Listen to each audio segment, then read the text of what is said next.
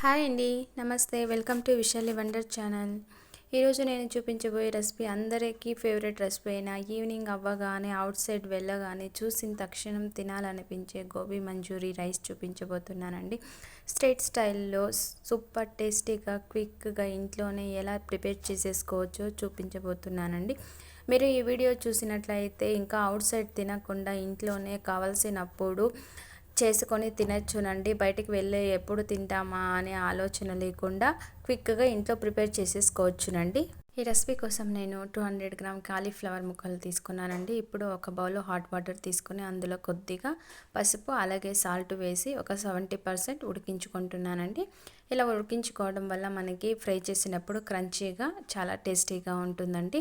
ఇలా ఉడికించుకునేటప్పుడు ఇందులోని పురుగులు కానీ అవి పెట్టిన గుడ్లు కానీ ఏదైనా ఉంటే మొత్తం కూడా క్లీన్ అయిపోతుందండి. ఇప్పుడు స్ట్రైన్ చేసి కోల్డ్ వాటర్లోకి తీసేసుకోవాలండి. అప్పుడే ఇంకా ఎక్కువ కుక్ కాకుండా ఉంటుందండి.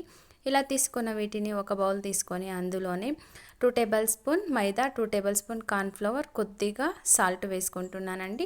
ఈ మిశ్రమాన్ని కూడా తగినంత వాటర్ వేసుకొని బాగా మిక్స్ చేసుకొని మనం ఉడికించి పెట్టుకున్న కాలీఫ్లవర్ ముక్కలకి కోట్ చేసుకోవాలండి. ఇప్పుడు వేడి వేడి నూనెలో మనం కోట్ చేసి పెట్టుకున్న కాలీఫ్లవర్ మొత్తాన్ని కూడా వేసి గోల్డెన్ బ్రౌన్ కలర్ వచ్చేంత వరకు బాగా వేపుకోవాలండి. లో ఫ్లేమ్లో ఉంచి గోల్డెన్ బ్రౌన్ కలర్ వచ్చేంత వరకు బాగా వేపుకోవాలండి. లైట్ గోల్డెన్ కలర్ వస్తే సరిపోతుందానికి మనకి పర్ఫెక్ట్గా గోబీ మంచూరి రైస్ ప్రిపేర్ చేసుకోవడానికి రెడీ అయిపోతుందండి. చూడండి, మనకి ఇప్పుడు పర్ఫెక్ట్ కలర్ అయితే వచ్చేసిందండి. ఇప్పుడు తీసి పక్కన పెట్టుకుంటున్నానండి.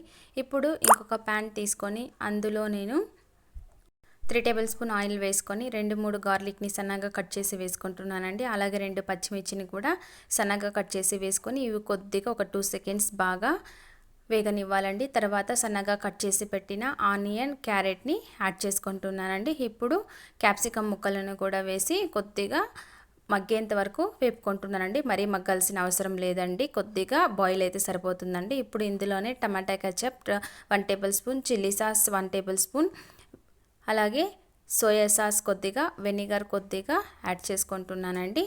ఇవన్నీ కూడా యాడ్ చేసిన తర్వాత 2 టేబుల్ స్పూన్ వాటర్ కూడా వేసుకుంటున్నానండి.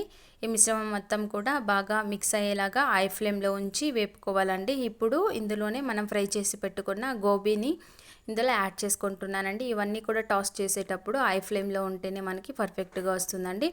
ఇప్పుడు మనం ఉడికించి పెట్టుకున్న 1 కప్పు రైస్ వేసుకుంటున్నానండి. ఇప్పుడు మరికొద్దిగా ఫ్లేవర్ రావడం కోసం పెప్పర్ పౌడర్ 1/2 టేబుల్ స్పూన్, టేస్ట్కి సరిపడా సాల్ట్ వేసి హై ఫ్లేమ్లో ఉంచుతూ బాగా టాస్ చేసుకోవాలండి. ఇప్పుడు చివరగా కొత్తిమీర వేసుకుంటే సరిపోతుందండి. అవుట్ సైడ్ చేసే వాళ్ళు అయితే టేస్టింగ్ సాల్ట్ కానీ అరోమేటిక్ పౌడర్ కానీ వేస్తారండి. మీ దగ్గర ఉంటే అరోమేటిక్ పౌడర్ వేసుకోండి. హెల్తీకి అంత మంచిది కాబట్టి టేస్టింగ్ సాల్ట్ అనేది వాడకండి. ఓకే ఫ్రెండ్స్, చూసారుగా ఎంతో టేస్టీగా ఉండే గోబీ రైస్. మీరు కూడా ఒకసారి ట్రై చేయండి. ఈ వీడియో మీకు నచ్చినట్లయితే లైక్ చేయండి, షేర్ చేయండి, సబ్స్క్రైబ్ చేసుకోండి. అలాగే మీ ఫ్రెండ్స్ అండ్ రిలేటివ్స్కి షేర్ చేయండి. Thank you for watching.